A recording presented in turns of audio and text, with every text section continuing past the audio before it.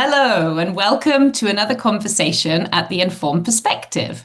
If you're joining us for the first time, it's brilliant to have you with us.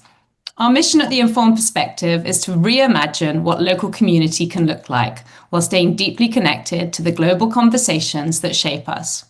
As our name suggests, we believe real change begins when we seek out and truly listen to diverse perspectives. While much of our focus is rooted in the local, these dialogues ripple outward, building empathy, insight, and meaningful connection wherever you are. This month, we're focusing on inclusivity, and in today's episode, we're exploring how we navigate and overcome adversity. Adversity often stems from exclusion, marginalization, or systemic barriers. So this conversation sits right at the intersection of inclusivity and resilience, recognizing that truly inclusive spaces must honor the full spectrum of human experience, including pain and suffering, as well as the strength, the wisdom, and transformation that can grow from hardship.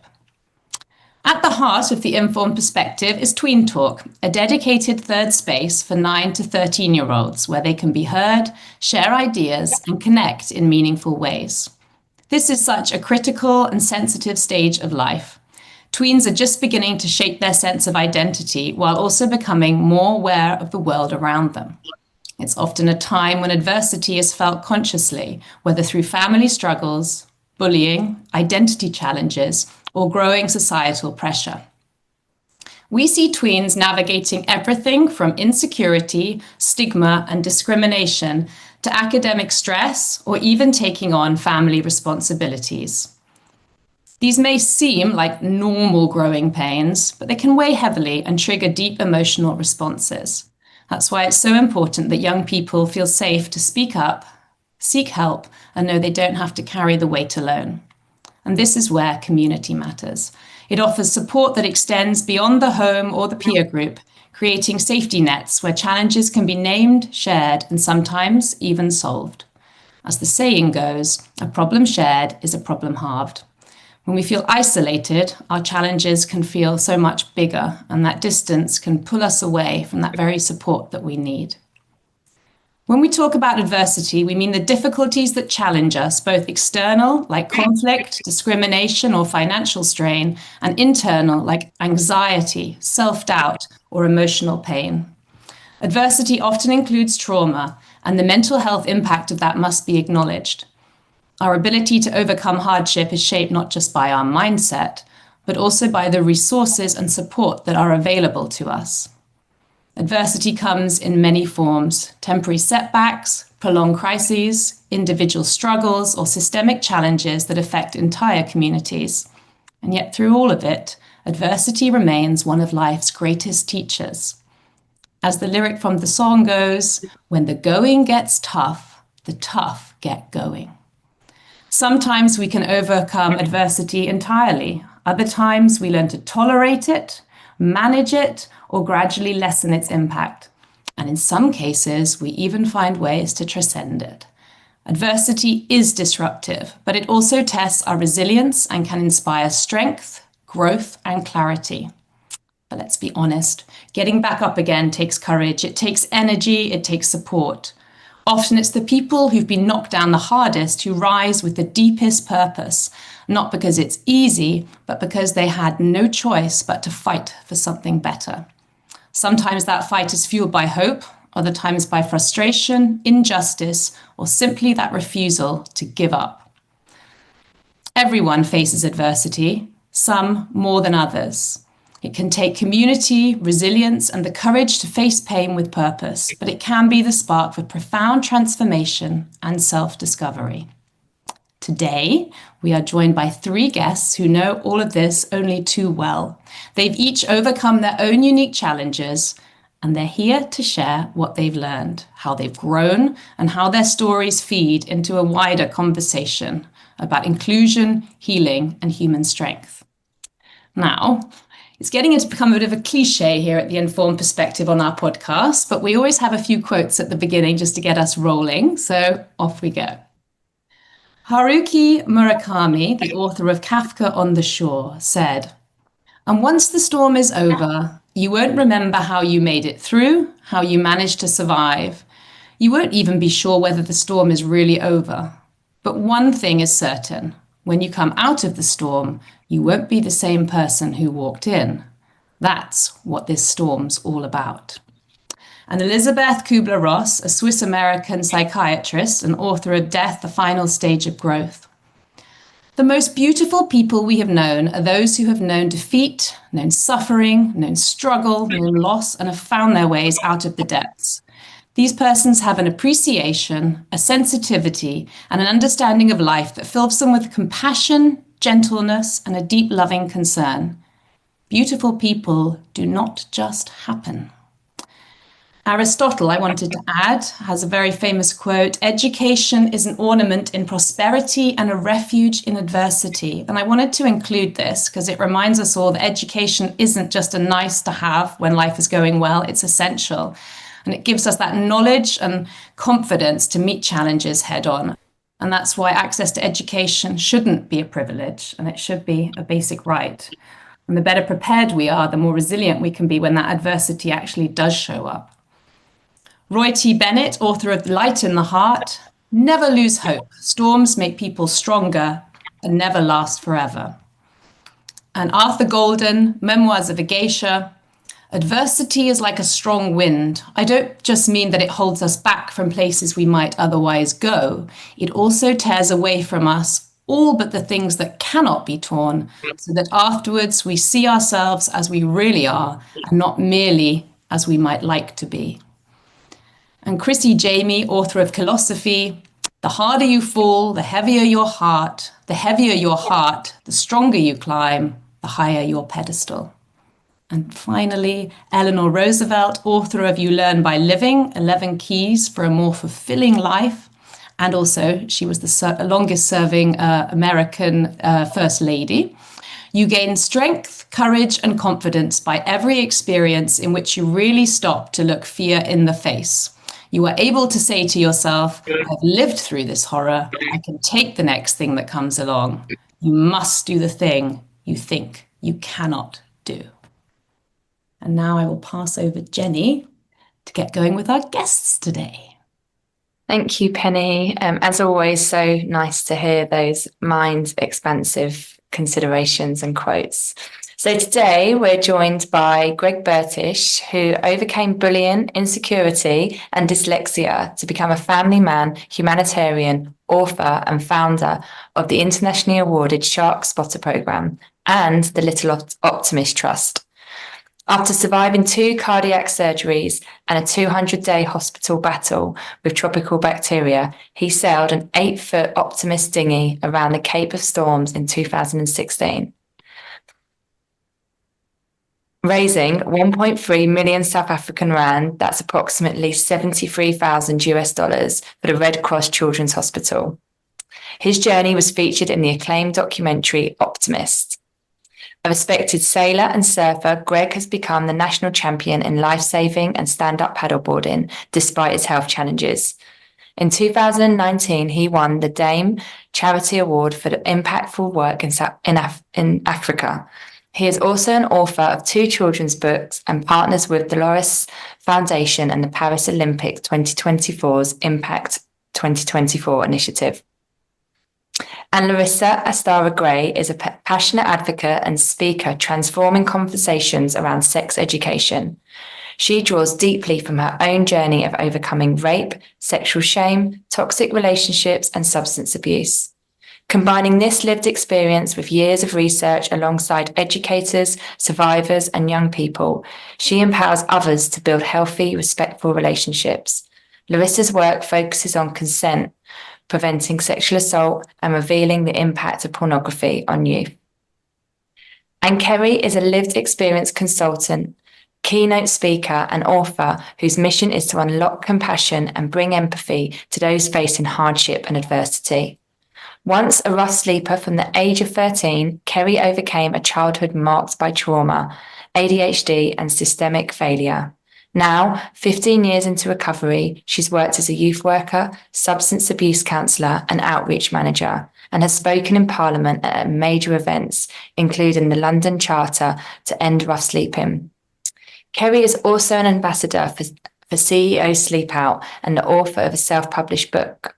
A resilient single mother of twins, she uses her powerful story to drive meaningful change in policy, community, and perception.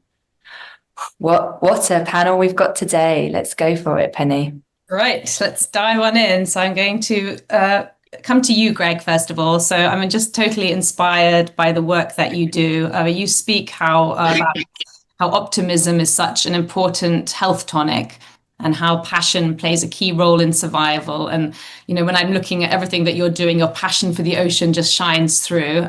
You've created a sailing therapy academy, I believe the first of its kind. And I feel like you really understand that idea of the third space, which is what we also really truly believe about the power of at the Informed Perspective, giving them kids a space where they can be themselves, share their thoughts, simply be themselves. And I also saw that you have had a research paper done on your Little Optimist program, showing how you equip marginalized kids with resilience, optimism, and self-confidence being proven from the programs that you run. I mean, incredible. What I wanted to really sort of dive into is your own story. You have faced many of your own tough challenges. You've spoken about how you were bullied as a child, suffered from dyslexia, and yet from that you've managed to do all this incredible work. Can you tell us a little bit more about that journey of overcoming adversity and potentially what mindset or lessons have helped you to push on through? Oh, thank you so much. Yeah, thanks for this opportunity. And I think, that's the beautiful thing that you've touched on already is, and some of those quotes touched on it as well, is that, someone who's experienced adversity in whatever way, and there's a whole group of us here that have done so, seem to be able to draw from that experience and then be able to reach out and assist those that are going through something similar or in a similar way. And that is where the connection happens. And that's where the magic automatically happens, because you are a person of experience through no choice of your own. You haven't chosen to put yourself through it. And, God bless their cotton socks, these adventurers and people who go and put themselves through adversity and then, go and lecture on it and talk about how they got through it. That's amazing. And it is very inspiring. But they chose that. Many of the children that we help and that you help and that we direct this at the tweens don't choose that adversity. It's thrust upon them, and they are too young and they don't have the resources to understand it, and the tools to actually get through it. And if we can in any way inspire them and create those tools or offer those tools and empower them to get through their challenges, that's the most amazing thing. And I was unlucky to go through something like that. As you mentioned, I was a very shy, bullied, insecure child. I really thought I would amount to nothing in life. And the kids laughed at me. They bullied me. I wasn't very good at school. I wasn't very good at sport. And even though I was probably better than I thought I wasn't, which really was what drew me down that dark rabbit hole. I was very lucky. And even though I had amazing family and parents who were very, very positive and supportive, I still found myself as this bullied, young, shy, insecure child who really battled because of my dyslexia that was really undiagnosed at that stage. And amazingly, when I was young and only looking back in retrospect, did I find what actually almost saved me. And that was that I would literally climb into my Little Optimist sailing dinghy, and I would sail off across the lagoon towards the sunset, dragging my hand in the water, and I'd forget all my problems. I'd forget the bullying, I'd forget the schoolwork, I'd forget all my problems, and I'd be in the moment. The therapy of water, which is now scientifically proven, being in and around water, blue mind therapy, blue healing, and we all feel it. And it's out there for free. Climbing into a warm shower after a tough day is the prime one. We all know how good that feels. Being around water. Why do people want to buy properties and go on holiday near the water?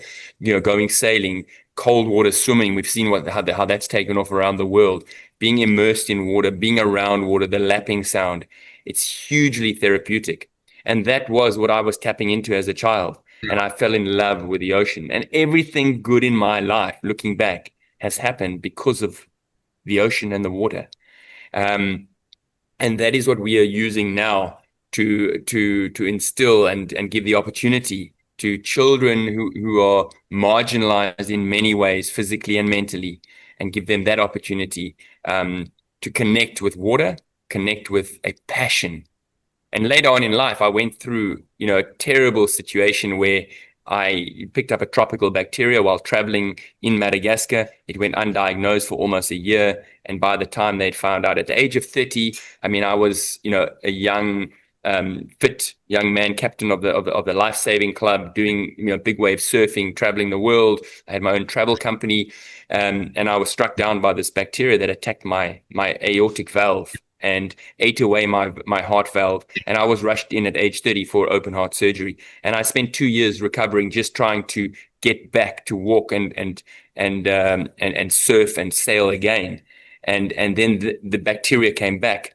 And a long story short, over the next 5 years, I had 3 infections. I ended up having a second open heart surgery, spending over 200 days in hospital alone, one stage 90 days straight with drips and all sorts of paraphernalia coming out of my body.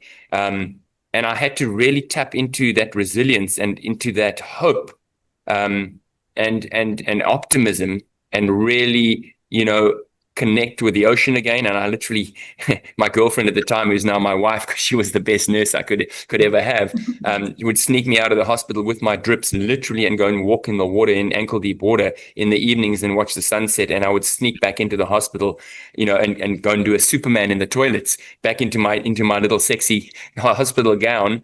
And that, along with the doctors, the medication, the power of the mind, and that water being connected with nature, is what saved me. And that's now transpired into me helping others using that same power, but at the same time finding a passion, a reason for being, a reason for living. Many of the children we work with, they're in hospital, they're in a home, and they have nothing to live for. A little bit like how I felt as a child. And I think that's something that's very important. Just because a child is poor and dying and has lost 2 limbs, and you compare that to a child like myself, or any child who's battling, they might come from the wealthiest home, they might be at the best school in the world, but that child mental suffering is no less often than that child who is in another situation, who at face value seems in a far worse situation. What children internalize, and I think you can all agree, it doesn't matter. They don't know the worst things in life yet. But for them, where they are, they're in the darkest place, and they're considering taking their lives and not living, no matter whether that's because they're dyslexic or being laughed at, whether they perceive that they'll never be the same as anyone, or whether they've lost 2 limbs and they feel they'll never walk again. They still go into this dark hole. And if we can find a way of inspiring them and creating a passion, something to get over that challenge, to see it as a challenge and not the end, and to inspire them to move forward and have hope. And optimism in its rawest form is hope. And that's what we try and instill and infuse to these children. We give them hope. We give them optimism. We give them a reason to get beyond where they are, to see where they are and get beyond. And we use storytelling, which is so powerful. We bring in stories about other children, about other people that are very tangible, that were in the same situations as them, in worse situations than them. And we show them how they've thrived, how they've overcome their challenges, and they've gone to achieve amazing things. And that connects the dots for a child who's really battling. Selling them on some great adventurer or leader or a captain of, in South Africa, we use Siya Kolisi, the captain of the Springbok team that won the World Cup twice. He's huge inspiration to little children from a township with no money, because that's where he came from. But that's too big. It's not tangible. There are, 1 out of 100 kids will go, yes, I will be a Siya Kolisi one day. But the other 99, they go, that's too far. He's a great man. He's my hero, but I will never be like him. But you bring in a youth or a child and a youth leader that we train up, and we take their story of losing a limb, and we get them to come into the learning environment or into the boats and show them how they lost a leg, whether it was through a car accident or a shark attack, and how they almost gave up, and now they've got this special new leg that they wear, and now they're going on and they're swimming and they're doing Paralympics, and they're sailing and they're running and they're doing acting, and then you show them, and these kids' eyes, they just open up to a world that they have never imagined. Wow, I can also do something like that, even though I'm missing a leg. Look at Caleb. Look at this. He's now a hero. I can do it too. It's so tangible. And they start to believe. Yeah. And that's what we try and do. Yeah, I think that's so true. And I think that's a lot of what we're trying to do is, and I think, Larissa's doing it as well, and Kerri's doing it. When people are able to tell their own stories, as you say, and actually reach out to the young, whether that's going into schools or externally, but bringing their own story and that human experience that textbooks and things cannot bring, that is a totally different, it's a game changer, and that is I think absolutely crucial to it. And what also strikes me is when you're talking about your recovery from having open heart surgery and how your girlfriend at the time or your wife, I kind of imagine all these experiences a lot of the time with adversity is that you're extremely isolated. That's the worst part of it, is when you get more and more isolated, and that, correct me if I'm wrong, but a large part of that recovery is also having support from other people externally, also helping you to overcome that adversity. And that's the strength of the community, I guess, that if you don't have that, that isn't potentially a possibility. 100%. And I think if we look around the world, like I was saying, whether it's a first world country or a country that's under-resourced, children are isolated. We've seen it the best, with the children that are in situations that you wouldn't, and sometimes it's worse because people look at them and go, wow, they have everything. Their parents are well off. They've got great jobs. They travel to great destinations on holiday. He's at a private school. But those are the kids that are actually maybe even more isolated, because not even the teachers see them. They don't have a mentor. They don't have someone who actually sees them and go, wow, let's help this child. And they don't. And then obviously, as children, they don't reach out. I had very bad acne when I was a kid, and I was insecure, and that was part of it. So you withdraw even further. I wouldn't go out, even when I was a young teen and my friends were going out in the evenings to parties and going out. I wouldn't go out until the sun had set, because I didn't want people to see my acne. And I became this, and if I had one or two big, lumps on my face, I wouldn't go out. I wouldn't do anything. I wouldn't join a club. I wouldn't join a group. I wouldn't take an opportunity. I missed out on so much, and children miss out on so much. They withdraw, and people then think that child is, they're not getting involved. They're dropping the ball. They're not doing well at school. Why didn't she's got a beautiful voice? Why is she not joining the choir? The choir's asked her to join. The reason is not because she's a dropout and doesn't care. The reason is maybe because her acne is so bad, or her perceived acne is so bad, that she doesn't want to stand underneath that light and have all these people looking at her one pimple that to her might be the worst thing in the world. Yeah. And you already mentioned it before, that you were bullied because you weren't academic enough, because you weren't sporty enough.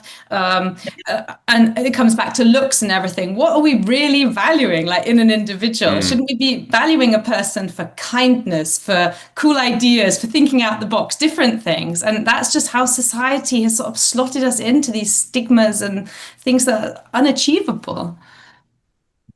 Yeah, and I use those stories. Sorry, one more thing. I use those stories because I had very, very white hair when I was a child, and I hated it because I was called all sorts of names: snowman, albino, all sorts of things, and I hated it. And I felt that I stood out. I walked in a room and I had my white hair. Everyone talked about it, and people weren't necessarily saying it in a derogatory way, but that's how I perceived it. And I joke with children now when I walk in and I talk to children and I tell lots of stories. I say that I was laughed at as a little boy with this white hair.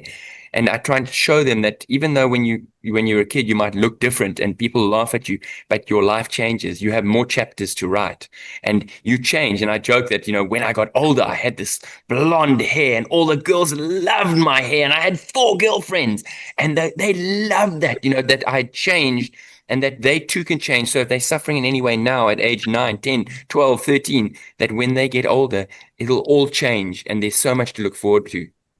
Amen. Kerri, did you want to say something? I was just going to say, we just seem to be so validated by other people's opinions of our appearance, don't we? And, it's like you're saying about how young people internalize things. I think it's not so much these days, but we're just coming over an era of children should be seen and not heard, and they should just suck it up and get on with it. There are bigger things to worry about when you become a grown up, not realizing as parents that, our children are being framed by what they're experiencing right now, and, like you say there, Greg, about the one pimple that's like massive to you, but it's not even visible to the other person. But it's like when you look at, like when you get constructive criticism about anything and then you get one negative comment, and that one negative comment out of 100 positive comments, it just makes you feel so bad about yourself, and then you internalize that and then it escalates outwardly, doesn't it? Yeah. And it's such childhood is such formative years, as we've all touched on. And I think what I love the perspective that you're sharing, Greg, is that the mental struggles that might not be perceived or seen, and actually they can be so compounding and taken forward, and there needs to be these opportunities to help. There was just one more thing I wanted to touch on that you said as well, and it really links nicely to a self-discovery podcast we've recorded, and you said that it's a lot of adversity isn't a chosen path. None of this has been chosen in what we're talking about today, but it's what I really inspires me with all 3 of you, as we'll hear more as well, is that you've all taken, and this was mentioned by Darren on our self-discovery podcast, you've taken responsibility for what's happened to you and what you've done with it and how you're taking that forward. And actually everyone has that choice. It can be a burden, but actually you're responsible for taking what's happened to you and how you go forward with that. Do you dwell? Do you go into a dark place, which can happen and is okay to happen, but how do you press forward with that? And Larissa, you wanted to add something? Yeah, following on from what Kerri said, I think one of the things that was really prevalent to me when I was a young person was this really deep need to fit in. And I did things in order to fit in that probably I shouldn't have done. And I took part in a truth circle when I was about 12, and every single other girl said that they'd lost their virginity and I didn't. And oh my God, I had to fit in. So I was like, I need to do this. I need to get out there. And I said to the guy that was a bit older than me at the time, I think I'm ready to go to the next level. I was so not ready to go to that next level. And then at the weekend at a party, we were at this party together, and he got me in the downstairs bathroom and said, right, you said we'd go to the next level. And I was like, not here, not now. And he pushed me up against the wall. I froze. He put a condom on and he raped me. I still was frozen. He took it off. He went out into the next room, swinging it around, and all the lads were like cheering, go on, my son, go on. I was left traumatized in that toilet. I didn't know what the hell had just happened to me. I'd frozen. I didn't know why I'd frozen either. I blamed myself for freezing. Why didn't I scream? Why didn't I shout? But I couldn't have. That was a natural trauma response. And that's something that I teach the young people about. And then later, I found out that all of those girls in the truth circle had lied. Nobody had lost their virginity. And so I felt very betrayed by all of them, but betrayed by the thing. So what I try and teach with the young people is, if you feel like you don't fit in, that is totally normal. Everybody feels the same. So don't worry. But it's about really understanding this deeper inner self-worth. I kind of was running a program that I didn't matter, that I wasn't important. So it's about encouraging the young people to feel that they matter and that they are important, and that they need to find this self-respect within them in order to protect themselves from a lot of the things that these negative behaviours, of fitting in behaviours, kind of can create. Right. Thank you, Larissa, for sharing that. I'm actually going to jump in with you next anyway, so we can keep rolling. Thank you, Greg, for sharing that with us. Larissa, if it's okay with you, before we jump in, I wanted to give a bit of context, some of the work you do, because I think it's just some statistics that are quite good to sort of get your head around. According to UNICEF, there are over 370 million women and girls who have experienced rape or sexual assault as children. And according to the Rape, Abuse and Incest National Network, in the US, every 68 seconds, someone is sexually assaulted, and every 9 minutes, the victim is a child. Yet only 25 out of every 1,000 perpetrators ever go to prison. In the UK, research suggests that 1 in 20 children have experienced sexual abuse, and 82% of victims under 18 are girls, and that's according to the NSPCC. The long-term impacts are serious. Survivors are around 4 times more likely to develop substance abuse issues or PTSD, and 3 times more likely to experience major depression in adulthood. So there's some pretty startling figures there. And we kind of think, I think, as an adult that, times have moved on and things are getting better, but it absolutely shows there's still a lot of work to be done. Turning to you, Larissa, you've sadly had to experience rape firsthand, and I absolutely find it incredible that your courage and your tenacity to do the work that you do, but also it's so important. So thank you for that. Can you tell me, what are some common barriers that people face when they're trying to talk openly about sexual health and consent with the people that you're working with, and how can we overcome them?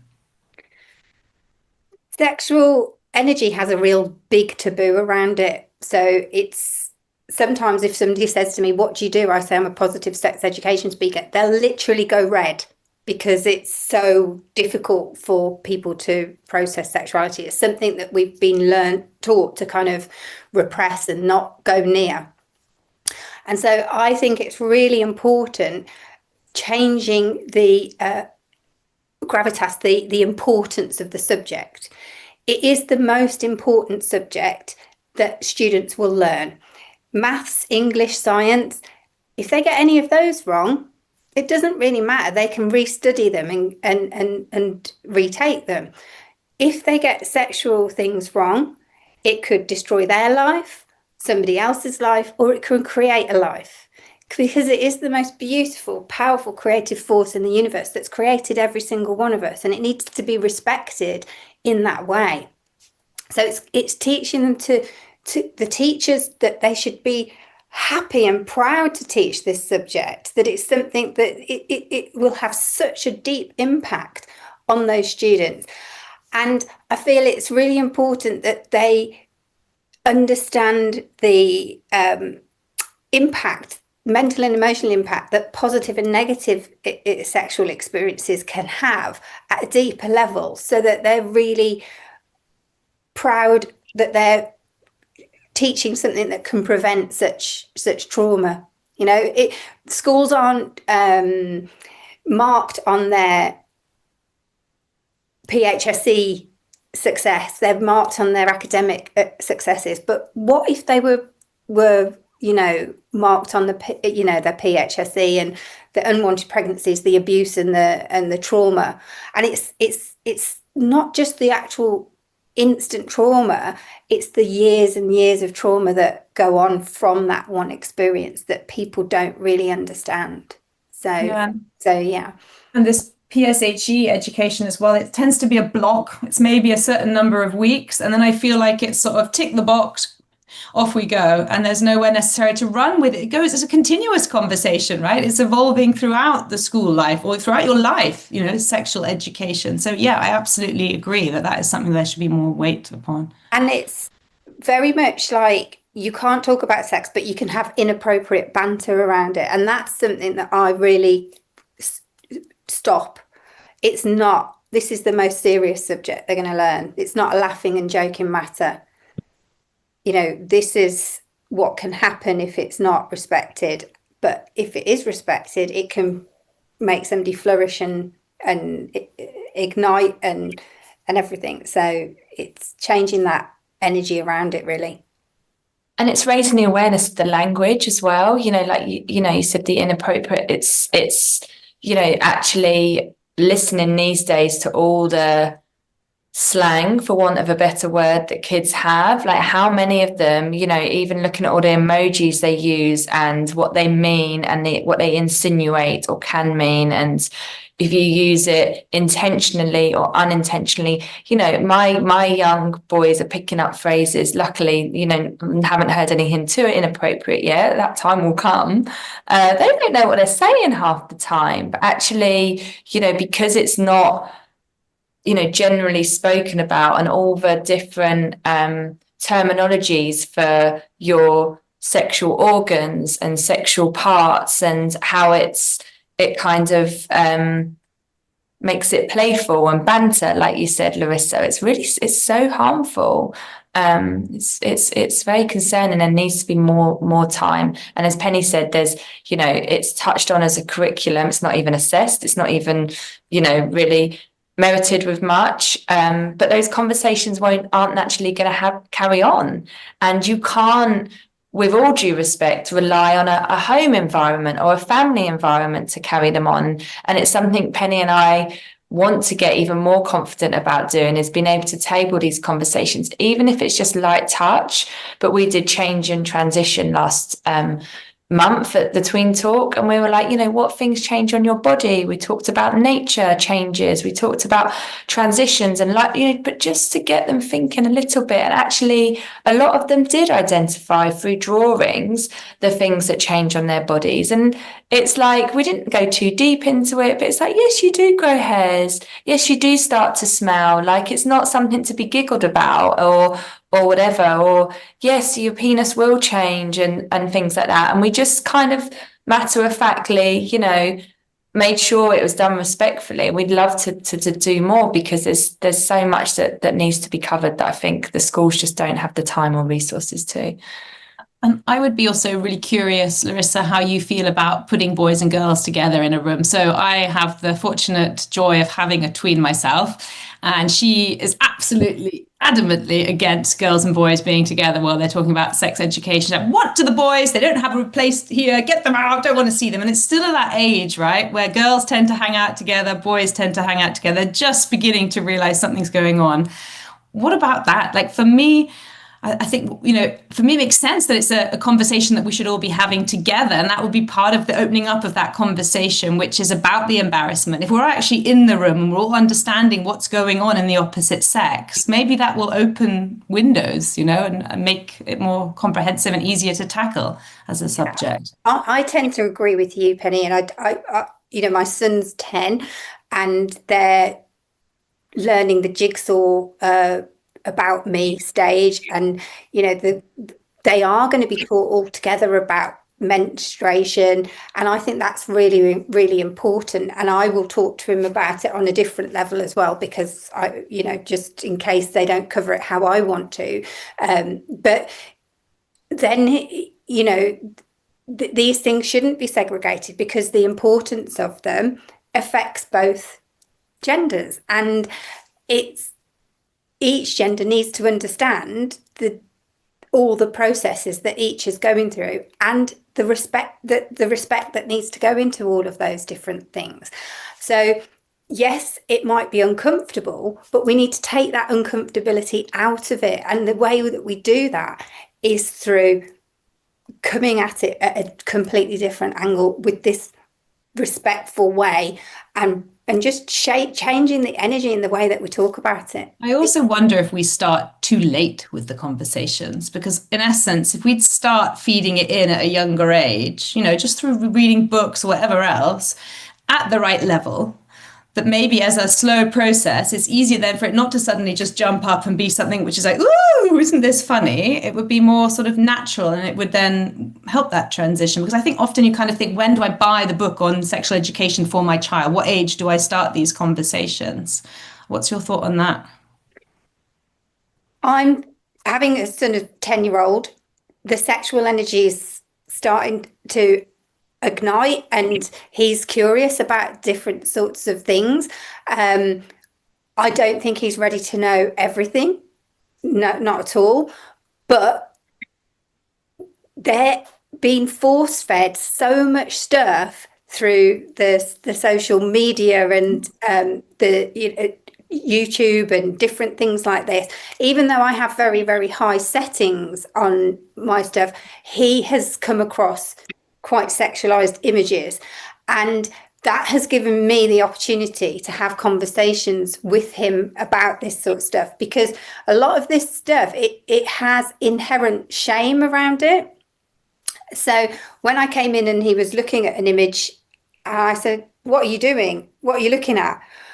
He straight away was, "Look, no, nothing, it's okay." And he wouldn't show me. And I was like, "No, it's okay. You haven't done anything wrong. What are you looking at? I just need to know what you're looking at." And it was a woman dressed in like provocative nurse's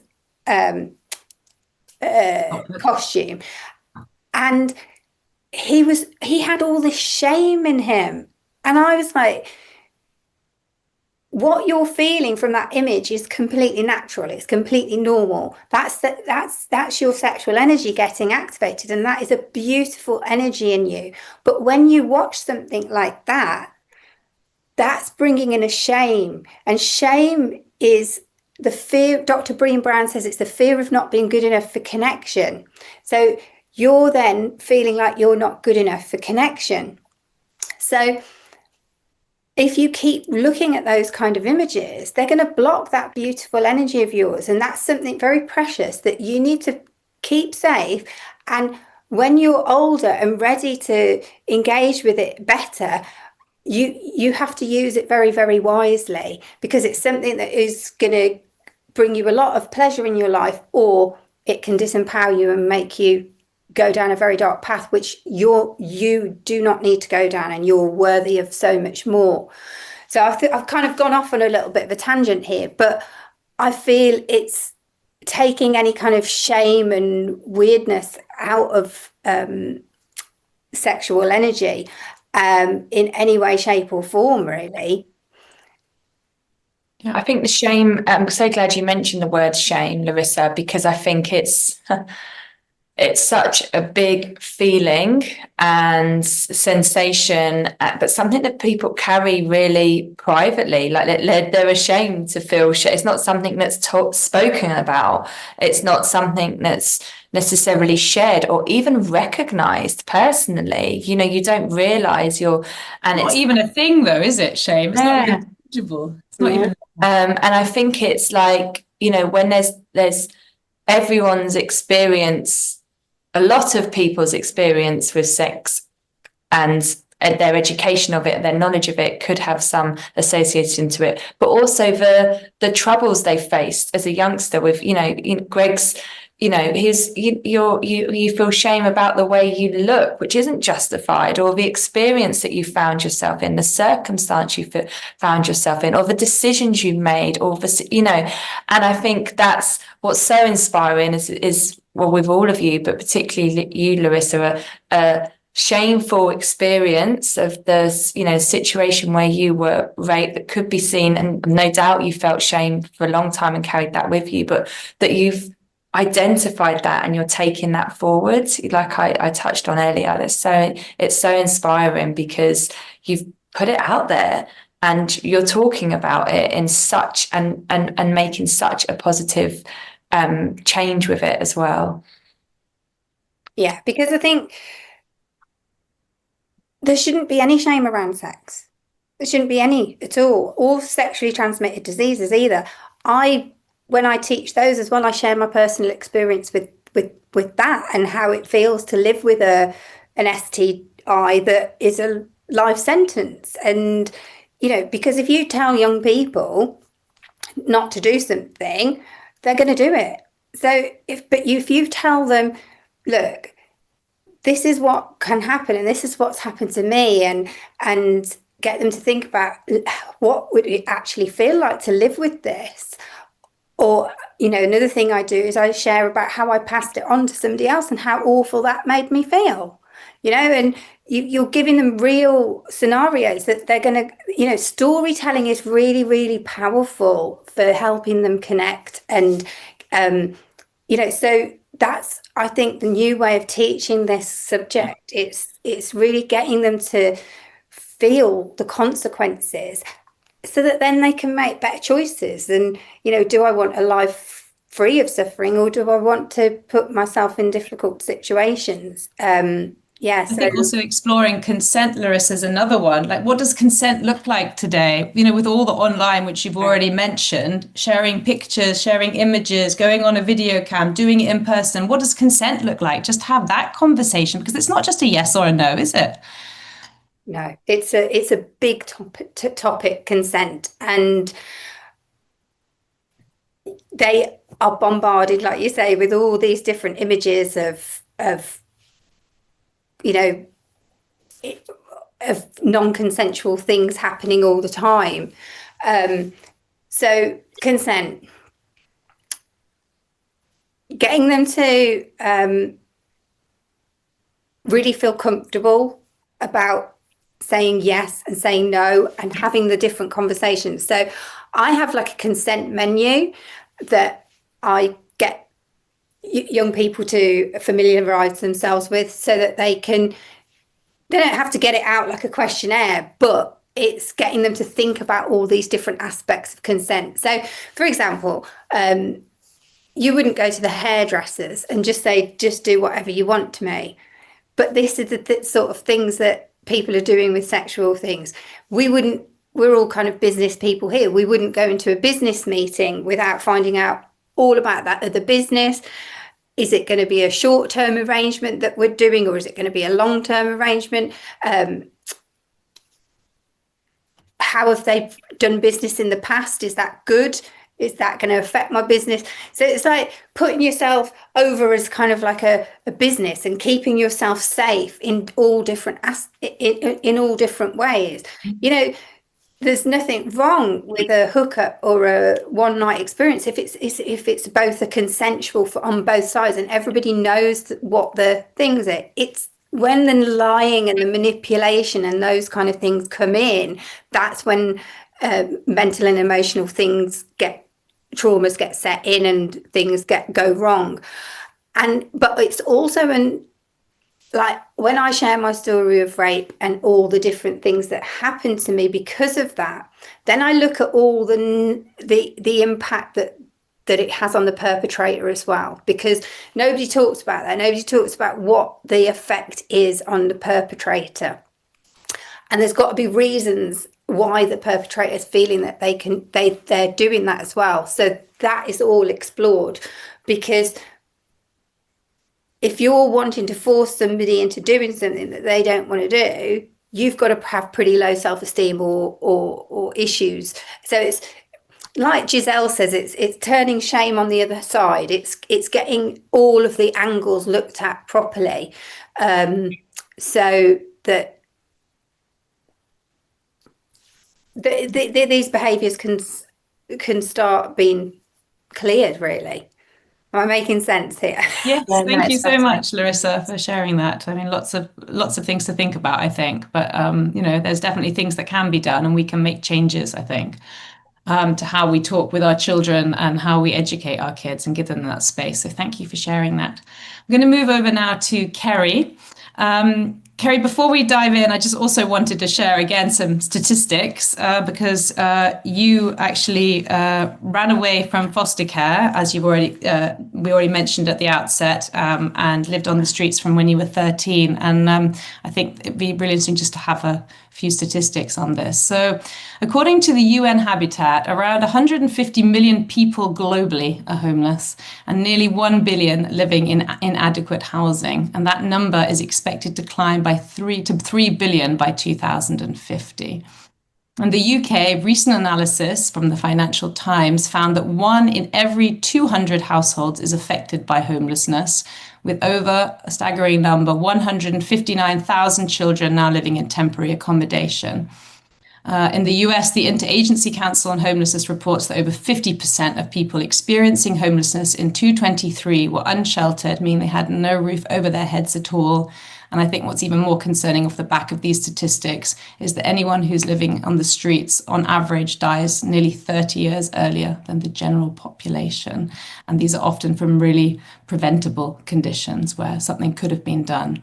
So Kerri, I would love to hear a little bit more about your own journey and how you also then faced addiction problems and then came to your recovery, really, that you've now maintained for the last 17 years. Yeah, and so just on the back of those statistics there, a majority of women experiencing homelessness have also fled some kind of abuse, whether it be domestic violence, sexual abuse, so it's really important that the dots are connected there. So a lot of what Larissa spoke about there is kind of connected to women's homelessness as well, because it's a result of those feelings and those shameful... Mm-hmm. I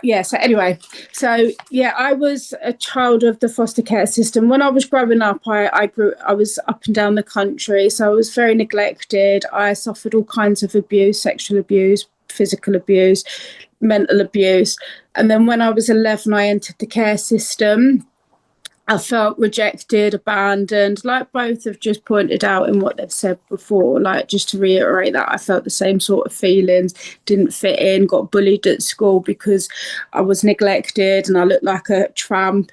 And then when I was 13, becoming a teenager, hormones, ADHD presentations, I just started reacting in a negative way to all the trauma that I'd experienced. I just felt written off by everybody around me. I felt like, I've just posted on one of my socials there, I felt like an old boot cast aside, like nobody cared about me, nobody loved me. And I just deteriorated on the streets. I ran away when I was 13 and I ended up missing the train home. And I started sleeping under Charing Cross train station in London. And there was a community of homeless people and they were the same as me, let down by the system, all feeling the same sorts of rejection and abandonment from society. So we're like kindred spirits. We all got each other. Back in the day, there was a cartoon on the telly called The Raggy Dolls. And that's what we were like. We're like the Raggy Dolls, just like you and me, all cast out, but all together in some way, shape or form. It was a community, a family. And I kept running away and I started travelling with the fair now and again.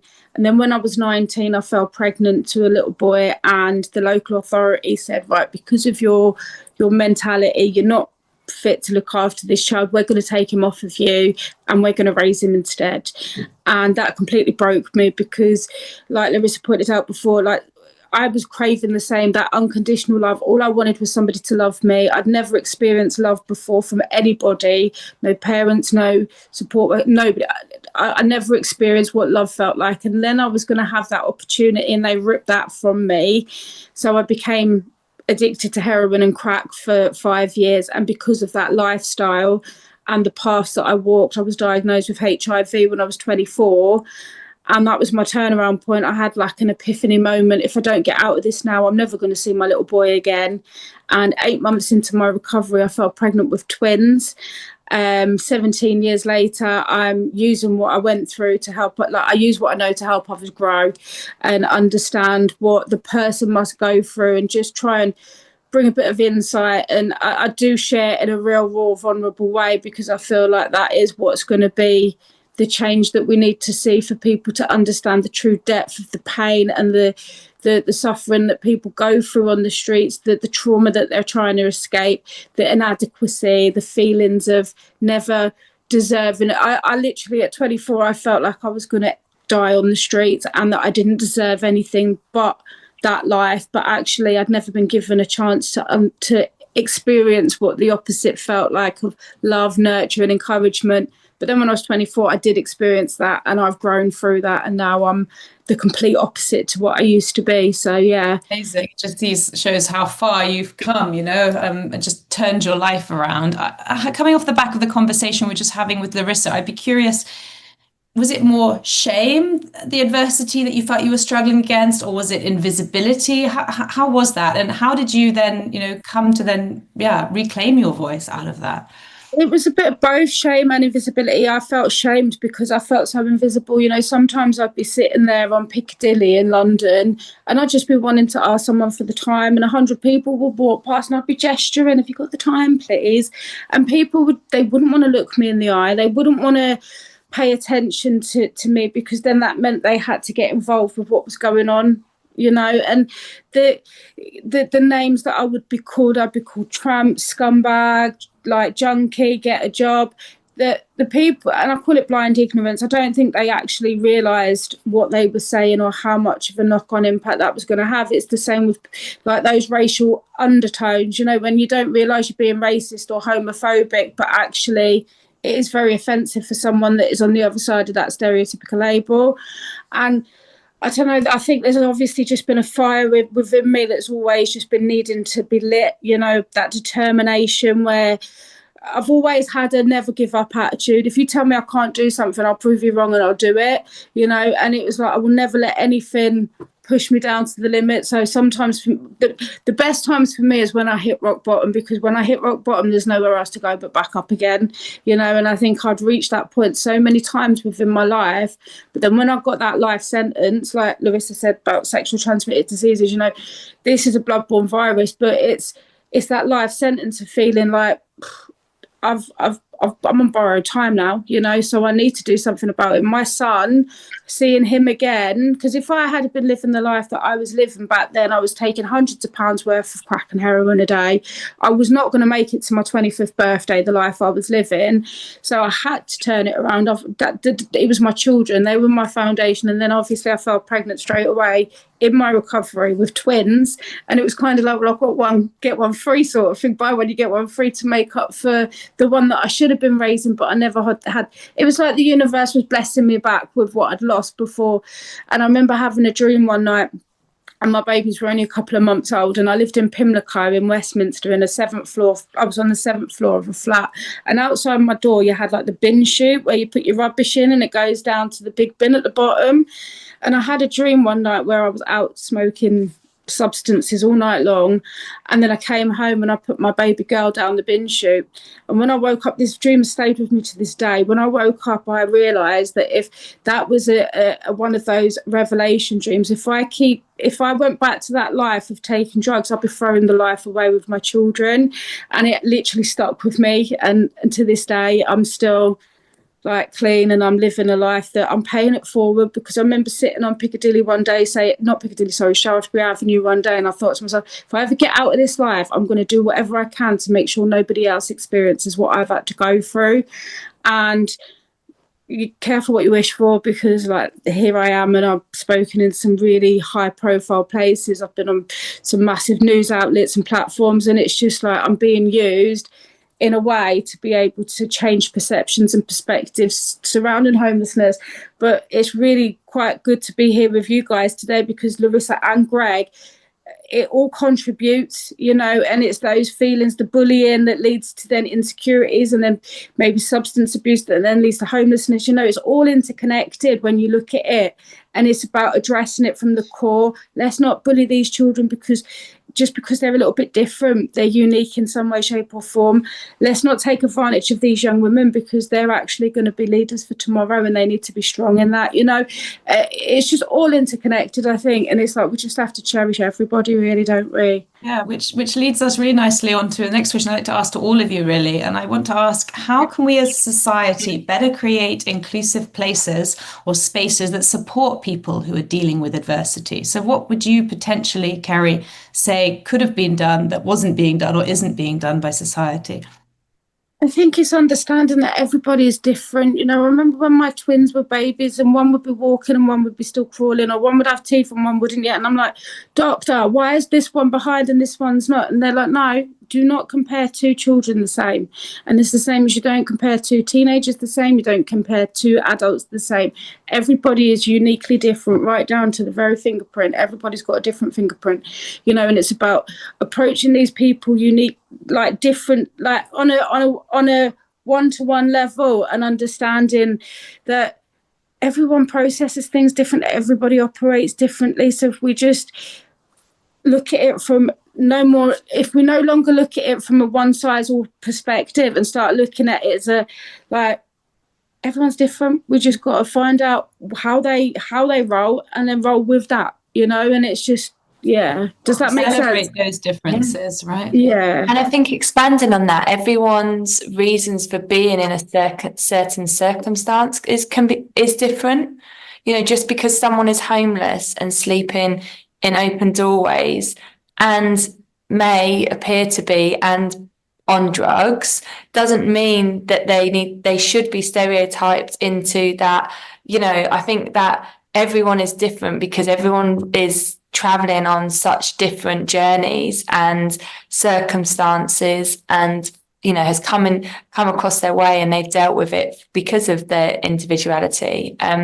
You know, and we were talking when we first met, Kerri, about how do you address people who are homeless, and it's just that recognition and looking at them. And when you said that, it reminded me, as a person, an individual person, not stereotyped by how they might look, how they might be presenting themselves, but actually that is someone who would probably, in the most simplest of terms, appreciate a smile.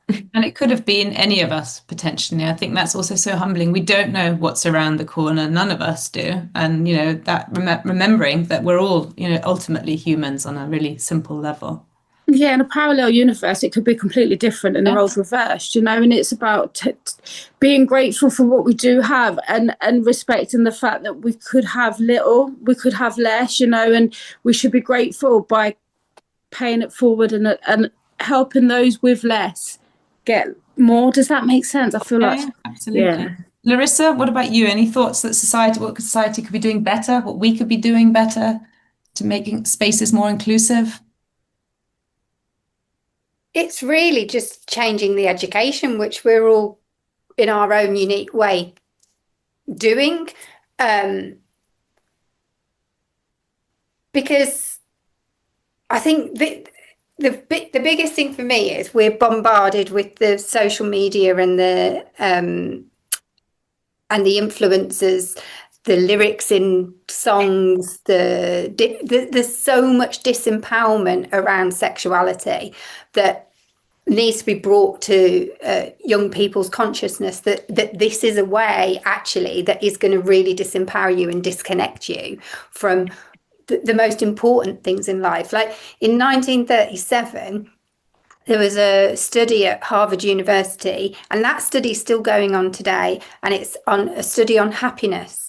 And there's rich people, poor people, all sorts of things. And what key they found to happiness is good relationships.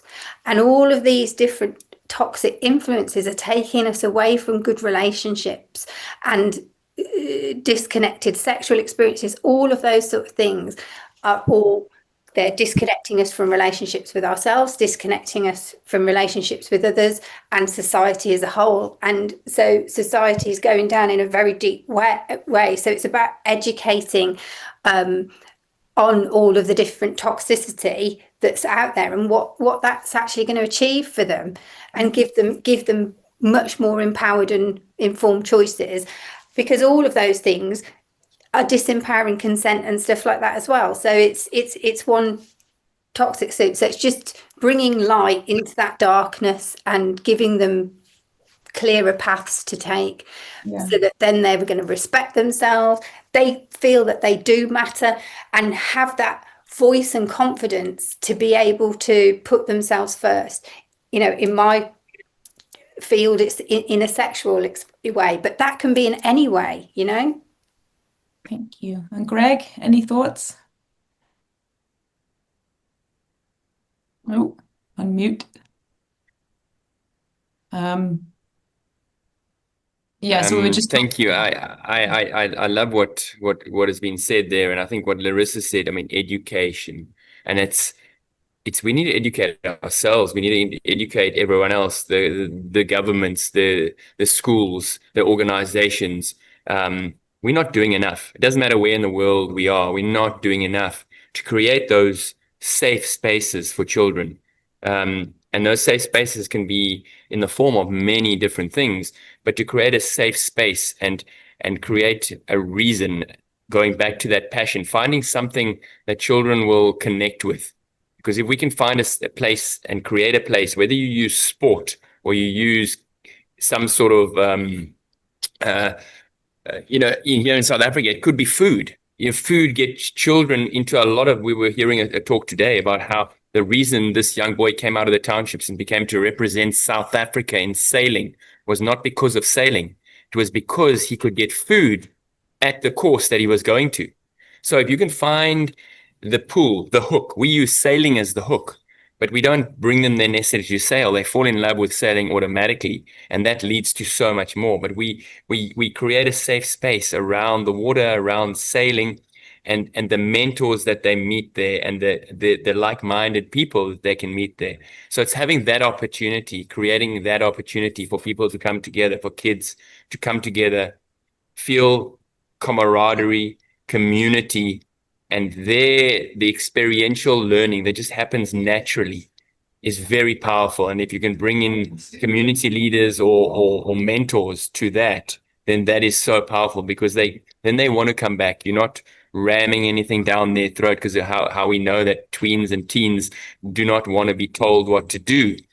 They'll come back for a reason. And when you use that, it's very, very powerful. And that's what we have to educate the world and get everyone to try and create these amazing safe spaces and bring the children in, make them feel comfortable, make them feel safe, find a passion, and then we can teach, and they can teach us, and they can teach the other children, and they can become mentors and help others further down the line. That's so true. I mean, like what we're doing as well, we're trying at Tween Talk, we meet regularly, but we don't have our own special space. So we're moving around a bit. We found somewhere a bit more solid, but just thinking that we live in a community where there are multiple businesses, residential houses, whatever, where potentially some days they're not being used. Why can't that space, some space somewhere in the community, be easy to find, where they say, this is for the tweens, this is for the teens, this is a place where they can go, that's their place, and be recognized for that. And I think for me as well, and for Jenny as well, it's sort of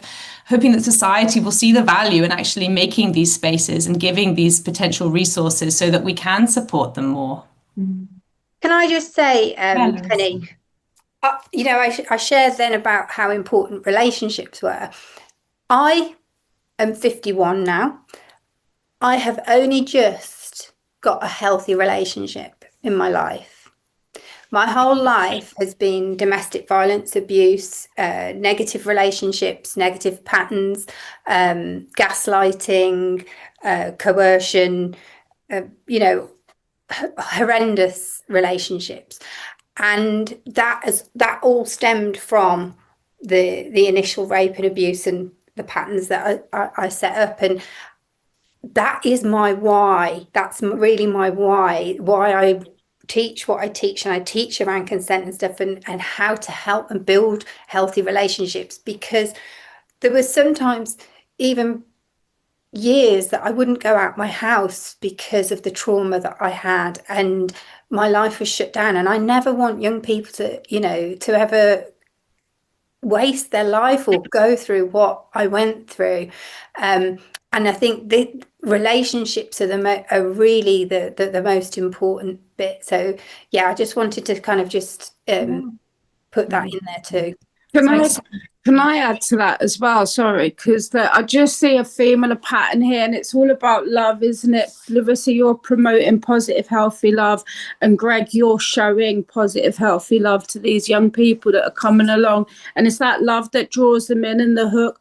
But like you, Larissa, I'm the same. I mean, I'm 13 years on my own now since splitting up with my ex-partner because he really hurt me, and I've been in so many domestic abusive relationships. I'm scared to trust anybody, but it's not just intimate relationships either, is it? We're talking about general friendships and like just day-to-day relationships with people. Like, it's so hard when you've been hurt by so many people throughout your life. You look for the ulterior motive of why they're around. Why are you here? You're going to hurt me. What are you going to do to me that's going to destroy me even more? And it's getting rid of that negative mindset, isn't it? And breaking, it's like you need to recondition your brain completely, don't you? And I'm currently in a season myself where I'm learning to let go of those traumas of that's preventing me to have healthy relationships and friendships because I'm so scared of being betrayed and hurt again. So like you say, it's a process and it's a long journey, but I think it's really important when you've got people around you that get you and get where you're coming from and know that it's not because of a deliberate mistrust. It's just what's been ingrained with you to live in like survival mode when it comes to. Goes back to Greg again, like Little Optimist. Don't lose hope, right? That there's always Kerri, hope. There's good people out there. Kerri, that is a really, really important point because the trauma that we go through sets up so many blocks and so many patterns. And it took me 37 years of constant work on myself, therapies, going to this healer, going to that, working on myself, until I was able to get into a healthy relationship. And now I have a healthy relationship. I completely trust him 100%. He's transparent, he's honest, or he ticks every single box. But I had to spend 9 years on my own, completely working on myself. And I'm focusing on my son as well. But it does take a lot of hard work to get out of it. But to prevent it from ever happening in the first place, this is what we're here to do now, isn't it? So great. So I'm aware of the time. I think we need a part 2 on this. So just before we close, I wanted to add a question from our tweens. And I'm also thinking this might open us up for a longer conversation than we have time for. But starting with you, Kerri, how did you keep going when it felt like no one was listening or understanding you? Was there something that helped you get through? Yeah, it was my I will prove you wrong attitude. Like, I will literally, it was like I was born to be a real pain in the bottom for anybody that like wants to say I can't do something. I'll show you can, and I'm a Christian now, and there's a Bible verse. I can do all things through Christ who gives me strength, and all things are possible, and I do believe that it doesn't matter what your belief system is, whether it be laws of attraction, whether it be Buddhism or like Christianity, it comes down to that core belief that you can do anything you put your mind to. If you're thrown into a survival mode, if you get put in the wild, you're going to find a way to get through the night and build a fire, and you've got survival instincts in you. And I just harness that badass attitude. And yeah. So determination, just knowing that, this isn't over. There is better out there, and I will get that better, and just keep focused on that goal. The optimist, like Greg. Yeah. Thank you. And Greg? Yeah, I have to. I mean, optimism is so powerful. And, I think for myself, as that bullied, shy, insecure little boy, to find that optimism is not easy. So you have to find a way of giving a child hope, of finding hope and showing them that it's actually possible. And that can be done through a mentor. And I think mentors, finding a mentor, a lot of children don't have parents who can be mentors. I had a father, a great mentor as a father who got me through it. And then finding mentors along your pathway. And that's where we can help by helping provide these mentors through storytelling. And at the same time, connecting that with that child's passion, finding them a passion, a reason for being, a reason to get up in the morning. And that is so powerful because children give up on hope even if they have nothing to get up in the morning for, if they have nothing to dream about. Lucky children, lucky us, have holidays to dream of, your next excursion, your next adventure, the next person you're going to meet, the food that you can buy at the restaurant. These children have nothing.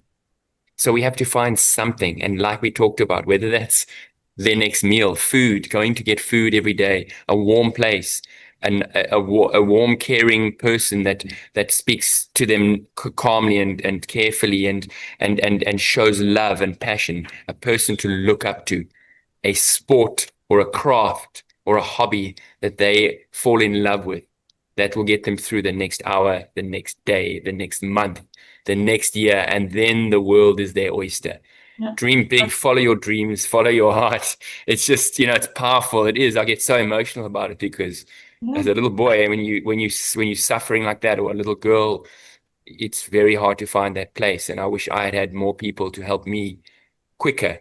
And I think that's what we can all do to let go for of that children. optimism, right? That optimism we need to hold on tight our whole lives long, because there'll be more things that are going to hit us. It's not going to just be childhood over, off we go. The whole life may bring other things that are going to hit us. But if we can keep hold of that optimism somehow, and that thing that you said, the passion for something that we love, really, really important. And optimism can be practiced and learned, because it's like overcoming a challenge. Once you've done it once, you start believing. So if you can drop that, if you can get a child to believe once, they'll believe again and again. And then, like you say, in life, further challenges, they go back to that place where they overcame what they thought was insurmountable, and they try again.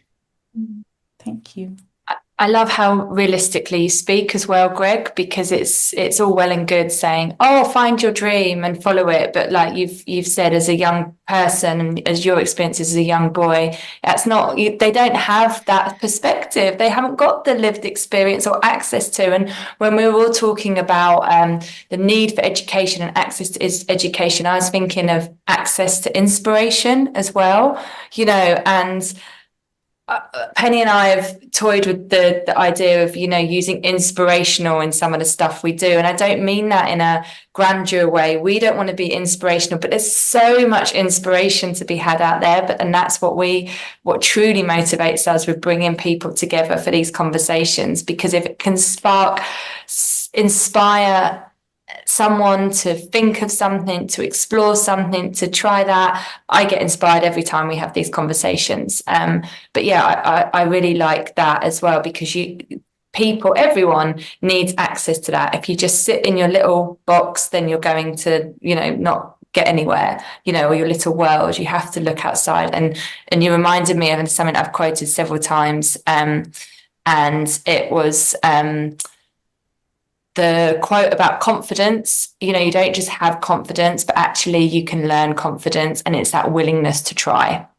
If you try it, then you'll know how you're getting on, and then your confidence will slowly build. You try it again. So that really resonated with me as well, Greg. Larissa, over to you. Well, I'd say the thing that's helped me the most, because a lot of my life was very, very isolated and lonely, was intuition. There was a little spark inside of me that had a belief that there was something more, there was something better, and there was something else that I could do, or so that kind of drove me a little bit, that intuition, that gut feeling. And part of my healing process, I found an inner child whose intuition had been shut down so much, and she was like shackled in the corner, because it isn't something we're taught to value, or we're taught to respect, or listen to. So when I hit rock bottom with my ex-husband, I started to stop ignoring that intuition and start really, really connecting with it. So every single decision I make now, whether it's coming on this podcast or whatever, I sit with myself and I feel to my intuition, is this really, really right for me? Is this thing going to be good? And my body will tell me, and my intuition will guide me. And, should I go and do that behavior? Should I do this? We have a power within us that can really drive us and guide us and take us in a very powerful way. So it was learning to really reconnect with my intuition, and learning to love that part of me and that gift. Thank you. Lots of wise words of wisdom. Thank you so, so much. So that brings us to the end of today's conversation. What we've heard today is that adversity comes in many different forms, sometimes visible, sometimes hidden. But what really has stand out today is how much our mind shape also shapes that journey, our mindset. And it's that stubborn spark inside of us, that will to get up, keep going, and believe that things can get better even when it's hard. Our guests today have shown us that strength doesn't always look the same. Sometimes it's just making it through the day. Other times it's speaking out, helping others, or turning pain into purpose. No matter what adversity looks like, whether it's bullying, illness, trauma, or homelessness, no one should have to face it alone. Support, community, and kindness make all the difference. Creating welcoming, inclusive spaces isn't just a nice idea, it's essential. Spaces where people can fully be themselves, be heard, and feel safe. Because when that happens, adversity becomes just a little easier to face. We hope today has reminded you that there is always hope, even in the hardest moments. And if you're struggling, know that asking for help is a sign of strength, and it's never a reason for shame. If today's conversation has moved you, we invite you to be part of something bigger. Join us in building a more inclusive and supportive world. Even giving just an hour of your time, whether it's through volunteering, listening, or simply reaching out, can make a powerful difference. Sometimes we support others, sometimes they support us. Use the hashtag #JustGiveAnHour to share your story, inspire others, and connect with those stepping up in their communities.